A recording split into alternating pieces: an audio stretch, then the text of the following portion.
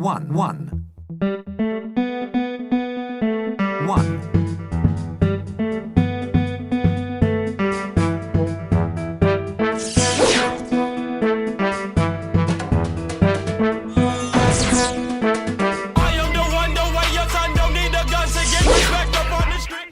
Mesdames et messieurs, bonjour, bonsoir, ça dépend bien sûr de l'heure à laquelle vous nous suivez. Bienvenue dans New Generation, cette émission qui est conçue juste pour vous afin d'accueillir des jeunes qui impactent dans cette génération et aussi nous donner une ligne droite sur où va le monde. Déjà sur ce plateau, je ne suis pas seul, je suis avec un invité qui nous a fait l'honneur de venir sur ce plateau. C'est un artiste musicien qui a débuté sa carrière, il a commencé à chanter déjà en 4e primaire où il a commencé à chanter. En 6e primaire, il intègre une chorale de la place où il a commencé à chanter et faire ce qu'on appelle communément de là où il vient a cappella. Et au fur et à mesure, il avance, il intègre plus tard une chorale d'une église de la place appelée CEPA, là où il a beaucoup évolué. Et en 2013, il vient ici en Inde et en 2013 même, il intègre une église de la place et la chorale de l'église de la place appelée Zion Church. En 2014,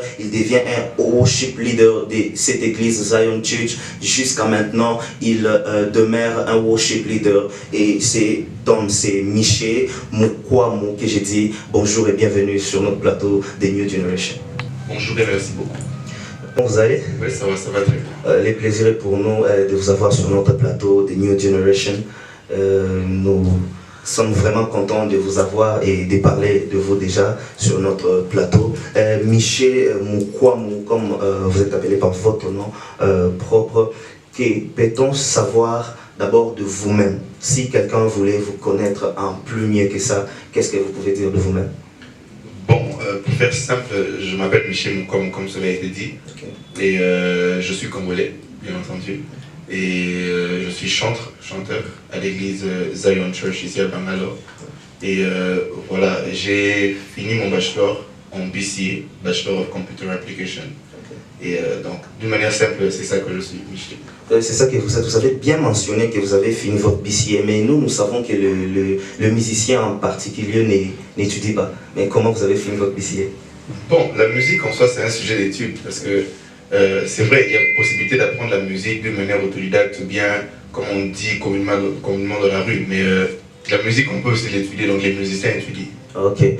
Pourquoi avez-vous juste choisi la musique? Pourquoi pas l'art de la peinture? Pourquoi pas d'autres arts? Mais c'est juste la musique. Pourquoi avez-vous choisi la musique? Bon, je dirais plus que, voilà, on ne choisit pas exactement les talents et ce que nous devons dans la vie lorsque nous venons au monde. Donc, nous découvrons avec le temps les passions et les talents qui sont cachés en nous. Et avec le temps, déjà, dès mon bas âge, j'avais découvert que j'avais une passion. La musique, pas forcément le talent, mais j'avais plus une passion, peut-être je vais expliquer plus tard. Et voilà, il faut juste du courage et de la détermination pour choisir son domaine. Ok, pour choisir son domaine, quand vous parlez du domaine, on voit le temps, on voit la passion et tout. Comment avez-vous fait pour manager à la maison? Parce que quand on commence, les parents avec les études et la musique, c'est pas vraiment facile. Et les talents que vous avez montrent que vous avez assez de temps et de la performance. Comment avez-vous managé entre l'art, l'école, l'église et les parents? Voilà, comme je le disais, j'ai commencé la musique dès mon bas âge. Et c'est un peu intéressant parce que mes deux parents sont des gens qui sont plus orientés dans la musique aussi. Ils ne sont pas musiciens. Mon père, dans sa jeunesse, a eu à travailler dans le monde musical. Donc par ça, ils étaient assez encouragés et heureux de voir leurs enfants être orientés dans la musique, surtout maman. Mais le fait est que de tous les enfants chez nous, à l'époque on était 7, maintenant on est 8. Donc de tous les enfants chez nous, j'étais celui qui avait moins de talent figurant, si je peux le dire. Puisque c'est un défi que j'ai eu à remonter. Pas seul, il y avait aussi mon frère aîné qui m'aidait dans ça. Et en grandissant, c'est vrai que les parents sont souvent là, on dit ok, vous devez d'abord étudier d'abord les études, parce que tout en Afrique, la musique c'est pas trop une option. Et on connaît toutes ces circonstances et les réalités. Donc il a fallu beaucoup de temps, beaucoup de détermination, de courage. Des fois j'arrêtais, je continuais. Mais bon, avec le temps, tout se révèle. Avec le temps, tout se révèle. Mais essayez un peu de nous éclaircir. Vous êtes arrivé en Inde en 2013. En 2013, vous intégrez une église de la place et directement vous êtes dans la chorale. et par miracle en 2014 vous devenez un worship leader. Est-ce qu'il n'y avait pas vraiment des gens qui étaient là-bas ou juste tu étais vraiment, tu avais donné de performance que tu es directement en moins d'une année devenu worship leader? Je crois que quand vous suivez le témoignage de certains musiciens, et pas seulement dans la musique, dans beaucoup de domaines, même ceux qui ont réussi, beaucoup ont eu des débuts difficiles. Donc, avoir un début assez facile ou aisé n'est pas forcément synonyme que voilà, on a une marque de particularité ou quoi d'autre. Quoique ça n'a pas été facile, mais voilà, lorsque j'ai intégré la chorale en 2013, voilà, je ne m'attendais pas à ce que les choses aillent vite comme ça. Et surtout que j'étais nouveau dans le pays, dans la ville, dans l'église, dans la chorale. Donc voilà, les choses sont arrivées selon le plan de Dieu, les choses sont arrivées comme elles le devaient. Et voilà, et au début c'était pas facile parce que c'était un nouveau monde. Quoiqu'au pays, on était déjà dans la musique, dans la chorale de l'église, mais c'était deux mondes différents. Donc voilà, il fallait s'adapter, surtout au début c'était pas très facile, mais voilà. Avec le temps, c'est pas que c'est devenu facile, mais bon, on a appris à surmonter certaines épreuves. Vous avez appris à surmonter certaines épreuves. Parlons des épreuves. Le problème des filles avec des chanteurs. Comment vous gérez ça en fait? Est-ce que c'est facile? Est-ce que c'est juste l'obstacle à surmonter? C'est juste l'étape à passer? Ou ça vous suit partout? Et comment vous faites pour vraiment tenir toujours debout et ne pas tomber à seul? Le problème ou le défi des filles n'est pas le seul problème que les artistes musiciens ont. Et voilà, de mon expérience, je ne dirais même pas que c'est le plus grand problème parce que franchement, quand tu fais la musique, c'est pas les filles qui te découragent. Hein. D'ailleurs, elles t'encouragent, juste pour le dire ainsi. Donc voilà, je pense qu'on aborde le problème des filles, c'est plus par rapport à une continuité. Parce que lorsque tu te laisses pour être distrait, en fait, le problème c'est la distraction. Et dans les formes de distraction, c'est vrai, il y a les filles, il y a le manque de concentration, il y a le fait même d'être trop occupé, des fois ça peut t'empêcher d'évoluer dans la musique ou bien pas que tu sois en train de faire. Donc voilà, je pense que la vraie solution pour gérer toute forme des choses qui peuvent entraver une certaine évolution, peu importe le domaine, c'est la concentration sur l'objectif qui est devant nous. La concentration sur l'objectif qui est devant nous. Votre point de vue par rapport à ces sujets qui revient et revient encore entre vous, les musiciens chrétiens et les musiciens qui font de la musique profane. C'est quoi le vrai problème? Les autres disent que non, vous pouvez écouter la musique profane, mais vous devez d'abord gérer le texte. Il y a de ceux-là qui disent que non, vous ne devez carrément pas écouter. Quel est votre point de vue sur ça? Bon, je vais donner un point de vue, mais d'une façon un peu, pas indirecte, mais d'une façon qui va nous pousser un peu à réfléchir. Okay? Nous savons tous que le poison n'est pas bon pour le corps. Okay? Si je disais que je consomme quelque chose qui est empoisonné, sans avoir l'intention de ressentir les effets du poison, est-ce que cela va empêcher les effets du poison de se manifester? Ça, c'est à ceux qui vont nous suivre de se donner la réponse. Certains vont dire, oh, il dit que la musique voilà, est empoisonnée, tout ça, et compare. Non, je dis juste que si tu consommes quelque chose, alors attends-toi à vivre les effets de ce que tu consommes. Quand tu prends le coca, par exemple, bon, peut-être que si tu ne sais pas, mais si tu sais et tu as été informé sur les effets du coca du corps ou peu importe ce que tu consommes, tu dois t'attendre à des réactions. Peut-être qu'il y a des réactions qu'on ne voit pas, qu'on voit peut-être avec le temps, comme sur notre régime alimentaire. Il y a eu une époque où peut-être il y avait des gens qui étaient très minces comme ça, mais avec un certain régime alimentaire, on voit que le corps est en train de changer, ainsi de suite. Donc, lorsqu'on consomme, la musique est un produit qui se consomme. Okay? Elle impacte notre âme, elle impacte notre esprit. Et voilà, donc quand on consomme une certaine musique, attendons-nous à voir des réactions et des effets. Et maintenant, on peut avoir un aperçu sur ce qui sera en train de se manifester en nous, par rapport à la musique que nous consommons, en faisant attention et en pensant au texte, parce que c'est le texte très souvent qui fait le soubassement même et la valeur, le contenu d'une musique ou d'un chant.